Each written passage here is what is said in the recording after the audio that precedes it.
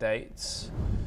We now move on over to Asia, and Pakistan's Defence Minister Khawaja Asif has said that peace talks with Afghanistan in Istanbul that aimed at preventing renewed border clashes have collapsed. He has added that the ceasefire will hold as long as there are no more attacks from Afghan soil. Asif has stated that talks have entered an indefinite phase as negotiators have failed to bridge deep differences between the two sides.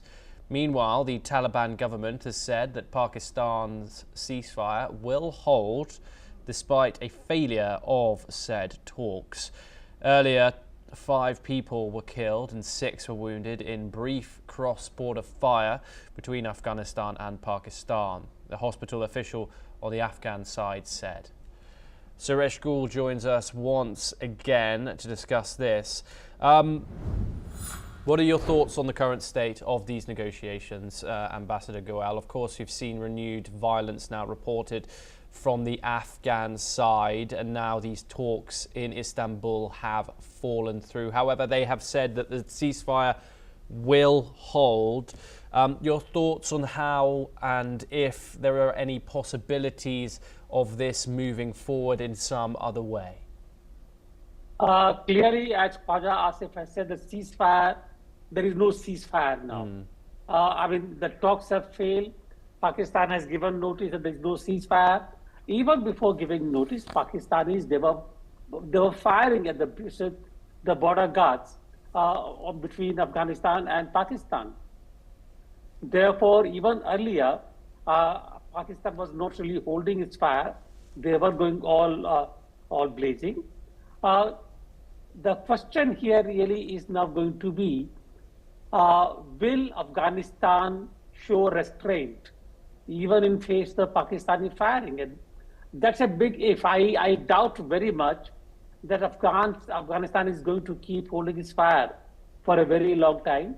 And if that does not happen, then the differences between, or the skirmishes between Afghanistan and Pakistan will intensify. I don't think it will erupt into a huge full-scale war.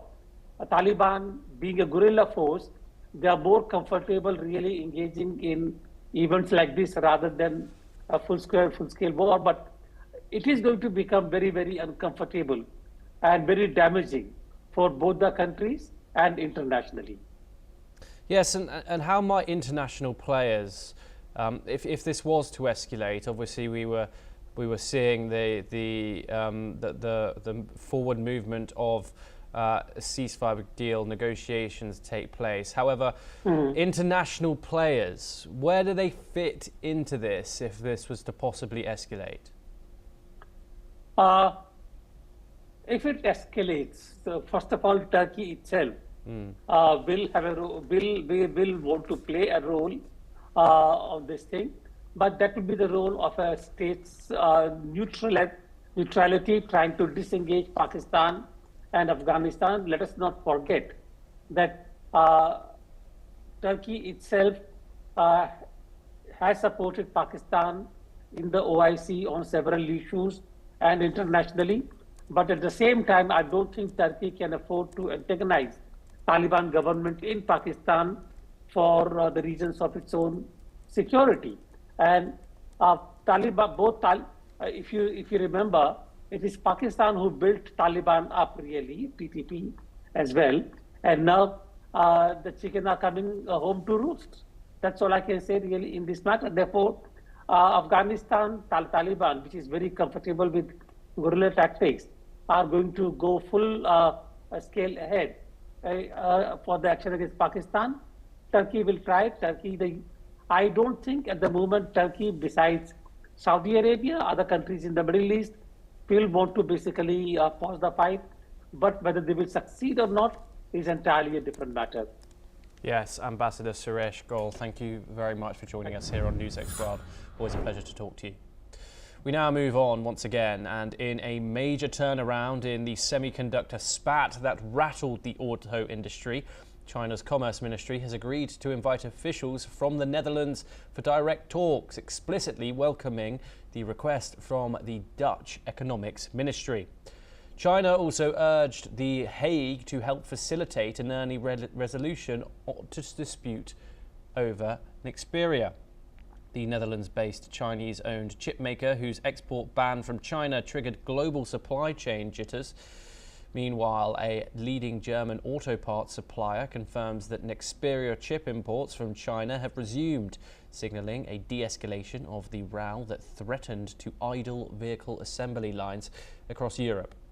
For both the car industry and geopolitical watchers, this signals what diplomacy plus supply chain pressure may be prompting a shift, though companies caution that full normalization is not yet in the bag. Now we move on, and a powerful tornado struck southern Brazil yesterday, killing reportedly 5 people and injuring around 130 others. The tornado hit the town of Benito do Iguaçu in Paraná state, causing damage to homes and transport vehicles. Emergency services report that 30 people have suffered serious or moderate injuries, while about 100 sustained minor wounds. Briefing on the situation, Parna Governor Rahinto Jr. said that security forces are mobilized to the impacted areas, while rescue and relief operations are still underway. Meanwhile, authorities have also issued alerts for dangerous storms across Paraná and neighboring states, including Santa Catarina and Rio Grande do Sul.